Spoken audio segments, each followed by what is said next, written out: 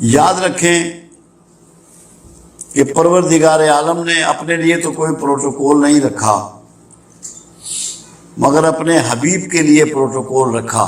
پہلا تو یہ کہ اگر تم نے رسول اللہ صلی اللہ علیہ وسلم کی آواز سے اپنی آواز کو بلند کیا تو تمہارے کیے ہوئے سارے اعمال ضائع ہو جائیں گے اور تمہیں خبر بھی نہ ہوگی۔ دوسرا یہ کہ اگر کسی رسول اللہ کے فیصلے صلی اللہ علیہ وسلم کہ دل میں بھی تم نے سوچا اس کے اگینسٹ، تو تمہارے سینے سے ایمان کو نکال دیا جائے گا، تم صاحب ایمان نہیں رہو گے۔ صرف تمہارے دل میں اتنا گمان آئے کہ جو فیصلہ رسول اللہ نے فرما دیا اس کی مخالفت، اس کے لیے ناپسندیدگی، تو تم میں ایمان نہیں رہے گا۔ تیسری چیز، دو چیزیں ایسی ہیں جو پروردگار عالم ہمیشہ قبول فرماتا ہے، باقی کوئی چیز رد بھی کر سکتا ہے۔ ایک توبہ اور ایک رسول اللہ صلی اللہ علیہ وسلم پر درود و شریف۔ درود شریف کو اللہ ہر حال میں قبول فرماتا ہے۔ یہ وہ کلمہ ہے کہ جس کو اللہ قبول فرماتا ہے، اور جب کوئی شخص درود شریف پڑھتا ہے تو وہ بنیادی طور پہ صبغت اللہ ہو جاتا ہے۔ کیوں؟ اللہ کی صفات ہے، اللہ کا طریقہ ہے، اللہ کی سنت ہے۔ اللہ خود درود بھیجتا ہے، اللہ خود رسول اللہ سے محبت کرتا ہے، تو رسول اللہ صلی اللہ علیہ وسلم کی محبت کرنا، درود بھیجنا، یہ اللہ کی سنت پہ چلنا ہے، صبغت اللہ ہو جانا ہے۔ اس کی بہت بڑی مرتبت یہ ہے کہ آپ اس فعل میں، یہ واحد فعل ہے جس میں مخلوق کے ساتھ خالق شامل ہے۔ آپ نماز پڑھتے ہیں، خالق اس میں شامل نہیں ہے، روزہ رکھتے ہیں، خالق اس میں شامل نہیں ہے، حج کرتے ہیں، خالق اس میں شامل نہیں ہے۔ کہیں اللہ نے نہیں کہا کہ میں روزہ رکھتا ہوں، میں نماز پڑھتا ہوں، میں حج کرتا ہوں۔ کہا کہ میں اور میرے فرشتے محمد رسول اللہ صلی اللہ علیہ وسلم پہ درود بھیجتے ہیں، اے ایمان والو تم بھی درود و سلام بھیجو، سلامتی بھی۔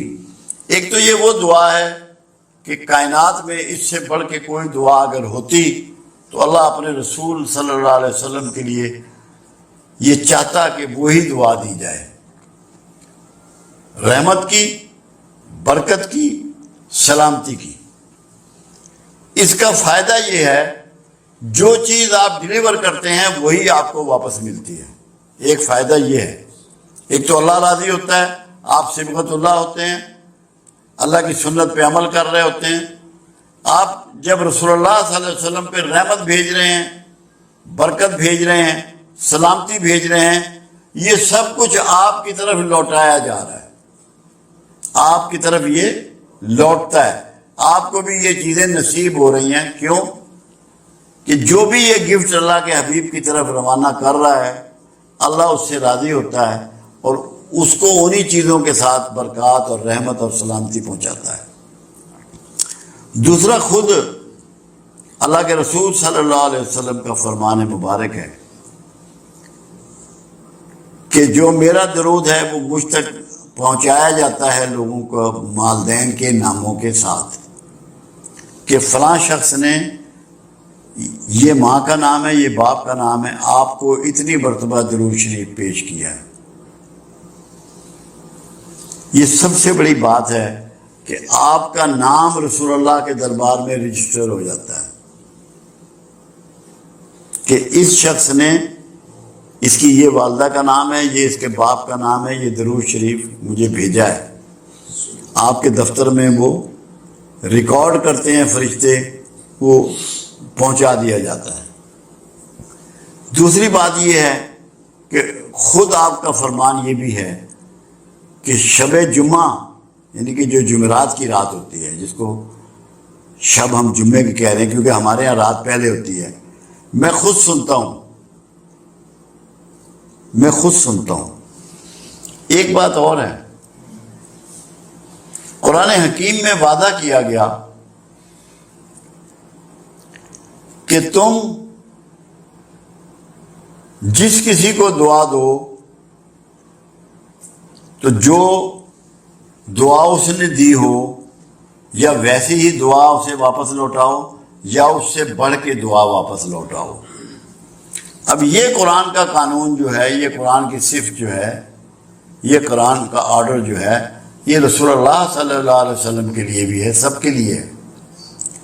اس لیے جب کوئی شخص کملی والے پر دعا بھیجتا ہے، درود دعا ہی ہے، اور سلام بھیجتا ہے، تو رسول اللہ صلی اللہ علیہ وسلم بھی اس کے لیے دعائیں فرماتے ہیں، ریٹرن میں اس کو دعا عطا فرماتے ہیں، کیونکہ قانون کے، قرآن کے قانون کے عین مطابق۔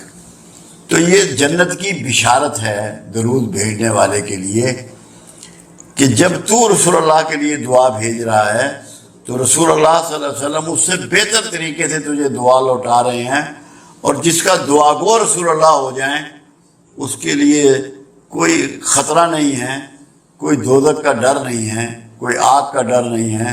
انشاءاللہ اللہ کے ہاں اس کی مغفرت ہے اور اس کی بخشش ہے۔ تو درود شریف بخشش کی ضمانت ہے۔ یہ پڑھنے والا، یہ بھیجنے والا، پڑھنے کا لفظ نہیں ہے، بھیجنے کا لفظ ہے۔ بھیجنے میں یہ ہوتا ہے کہ یہ گفٹ ہوتا ہے، پڑھنا گفٹ نہیں ہے، بھیجنا گفٹ ہے۔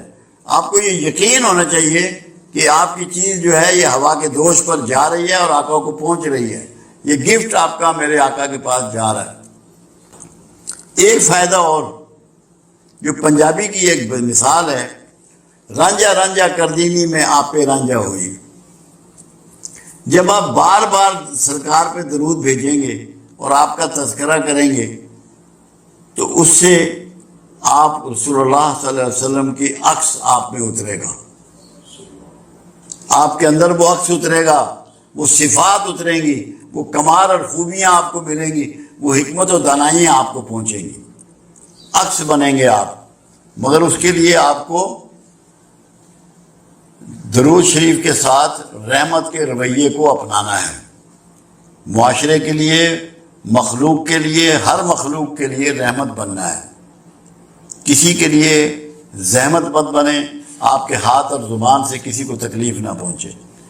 تو عکس محمد آپ ہو جائیں گے اگر صحیح معنوں میں دل کی گہرائیوں سے اگر آپ درود شریف پڑھیں گے۔ درود شریف کی اتنی برکات ہیں، میرا تو ایمان یہ ہے۔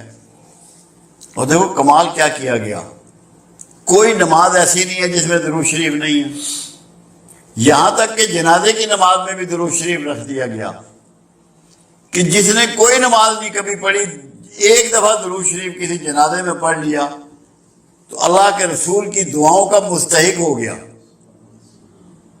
اس کی عاقبت سنور گئی، اس کی آخرت محفوظ ہو گئی۔ تو یہ اللہ نے ایک مسلمانوں کے لیے شیلڈ بنائی ہے، پناہ گاہ بنائی ہے۔ تو درود شریف جو ہے یہ ہماری پناہ گاہ ہے، اس میں داخل ہو جاؤ اور دوزخ کے عذاب سے اپنے آپ کو چھڑا لو۔